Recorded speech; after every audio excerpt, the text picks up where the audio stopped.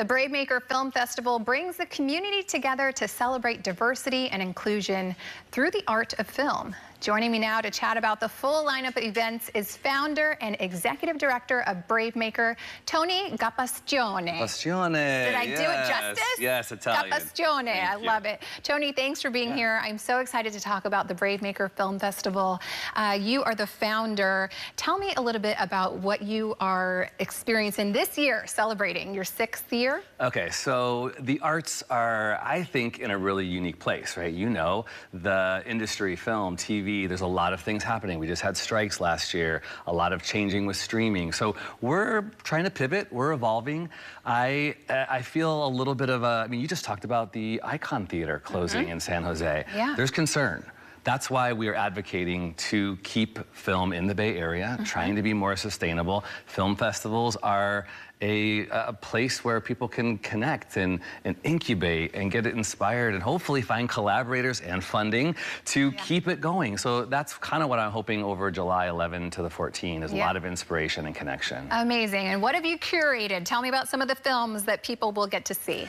We're really excited about our opening night. It is called Daughters. It is a film that came out of Sundance. It won multiple awards. It's getting a lot of buzz, and there's some kind of cool big news that's surrounding it that people will see in the future. So come see it for its Bay Area premiere with us. We have a ton of Bay Area filmmakers that are showcasing their short films. In fact, every year we end our festival with a Bay Area short film showcase that always sells out. Wow. And we are really excited because we're giving away grants. Even though we lost like $50,000 in funding this year, we still want to give money out because independent artists need seed money. So we give a bunch of grants to producers, to mental health filmmakers, and to people who are telling stories that are brave, that make the world better. Yeah, I want to talk about that. Telling stories that are brave.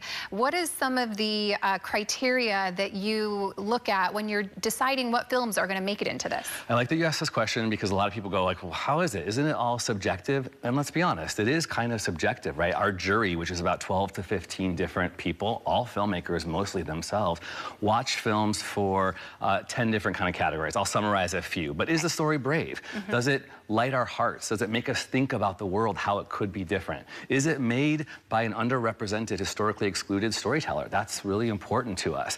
Then we also care about production quality, sound, the pacing, the writing, the directing, the acting. All of that stuff is evaluated.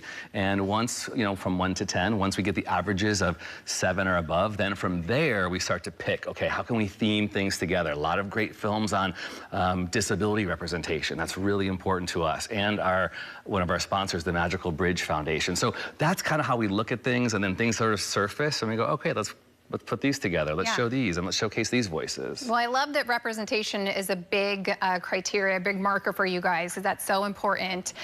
So what about all the other events and panels? What can people look forward to when it comes to that? Okay, so I'm geeking out a little bit because some of our VIPs are LA movers and shakers. One is a guy named Ken Whittingham, who directed Abbott Elementary just a couple of weeks ago. He was Office, Parks and Rec, The Upshaws, Blackish. He is an icon, 30 years in the industry, and I met him at Sundance, and I'm like, can you come to my festival and do a workshop about working in TV with another fellow screenwriter I'm very excited about named Lauren Wells, who works on a TV show called What We Do on the Shadows. And I do this kind of for me too. I want these connections. I want to professionally develop as my vocation is in the film and TV industry. So those are just a few. And a comedian named Leah Knauer is going to do a whole thing on improv acting and building your brand as a influencer in social media. So BraveMaker.com will give you all the information. There's a ton of events. So much fun. All right, well, as the founder of BraveMaker, you've seen it grow and change over the years.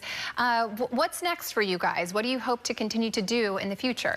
I really want to keep partnering with other makers in the Bay Area. Huge shout out to the East Bay Film Collective. I got to do an event with them earlier this year. Sam Bempong from Make It Bay. They just partnered with Kamau Bell and Steph Curry. We want to do more things like that. We want to create sustainability in the Bay. So we, as a nonprofit, 501c3, we're also trying to stimulate jobs. We're trying to make films. We are trying to create TV shows that we can pitch to LA and get the work here in the Bay too. So shout out to the whole Bay.